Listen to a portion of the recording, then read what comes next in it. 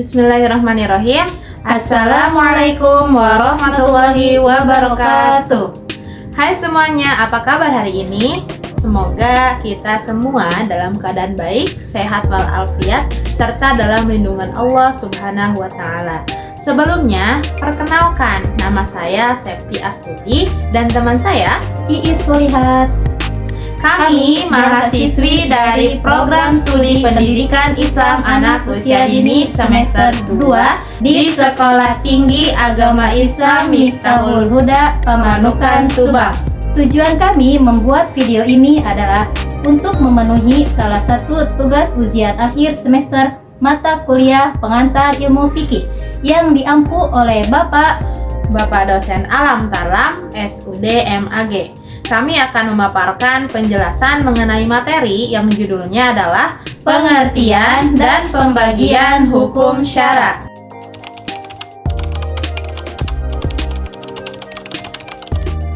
Seiring berkembang dan pesatnya perubahan zaman dalam dinamika sosial kehidupan masyarakat umat muslim, banyak muncul problematika keagamaan yang berkaitan erat dengan hukum syara, yang dimana dulu pada zaman Rasulullah SAW dan para sahabat tidak pernah dirincikan secara detail permasalahan tersebut. Hukum syara berarti khitab Allah Subhanahu wa Ta'ala yang bersangkutan dengan perbuatan mukallaf, baik berupa tuntutan atau perintah maupun larangan, ataupun anjuran untuk meninggalkan dan melakukan, dan juga berupa kebebasan memilih. Takhir hukum syara dibagi menjadi dua, yaitu taklifi dan wad'i. Secara bahasa, hukum berarti mencegah dan memutuskan. Adapun hukum menurut terminologi usul fikih ialah khitab atau doktrin syar'i Allah yang bersangkutan dengan perbuatan orang yang sudah mukallaf. Baik doktrin itu berupa tuntutan, perintah, larangan, anjuran untuk melakukan, atau anjuran untuk meninggalkan, atau berupa takhir, kebolehan untuk memilih antara melakukan dan tidak melakukan, atau wad'i, menetapkan sesuatu sebagai sebab, syarat atau mani atau penghalang. Hukum syara dapat diartikan sebagai apa-apa yang telah ditetapkan oleh kitab syariat, yaitu Al-Quran dan Sunnah. Hukum syara berkaitan dengan perbuatan mukallaf, baik berupa perkataan atau perbuatan dalam melakukan atau meninggalkan sesuatu. Hukum syara tidak berkaitan dengan keyakinan atau akidah seseorang. Mukallaf dimaksud adalah siapa saja yang dalam keadaan dibebani syariat, termasuk anak kecil dan orang gila. Salah satu yang harus dipahami oleh seseorang muslim adalah hukum syara. Hukum syara merupakan nama hukum yang disandarkan pada syariat atau syariah, yakni suatu ketentuan yang berasal dari Allah Subhanahu wa Ta'ala dan Rasulullah SAW dalam bentuk tekstual ataupun hasil pemahaman ulama. Oleh sebab itu, hukum syara juga dapat dikatakan berasal dari Al-Quran dan hadis.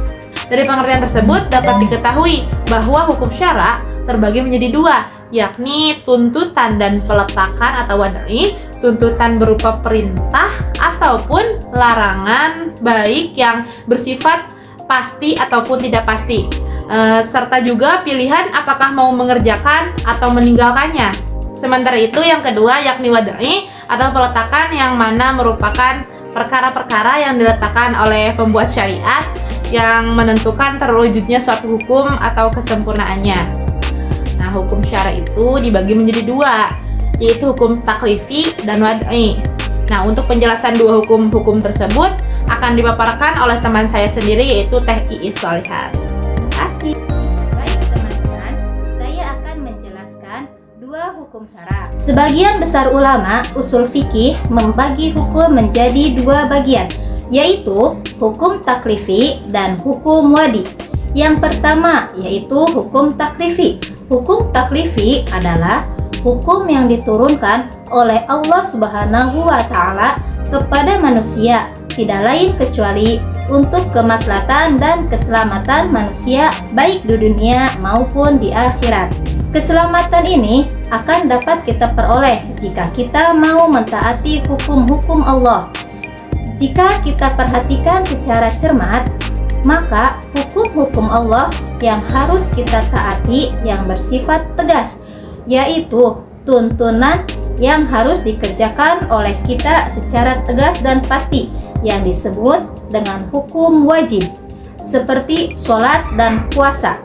Ada pula sebuah hukum yang diperintahkan secara tidak tegas, yaitu tuntunan untuk dikerjakan, tetapi sifatnya tidak harus dan tidak mesti, seperti sholat sunnah. Ada kalanya perintah itu berupa tuntunan untuk meninggalkan secara tegas yang disebut dengan haram, seperti berzina dan mencuri. Dan ada kalanya berupa tuntunan untuk meninggalkan pekerjaan itu secara tidak pasti, artinya tidak harus ditinggalkan, tetapi meninggalkannya dianggap lebih baik, seperti mana jengkol dan petai. Dan ada kala hukum Allah itu bersifat pilihan, artinya seseorang diberi leluasa untuk memilih antara meninggalkan ataupun mengerjakan, seperti makan dan minum.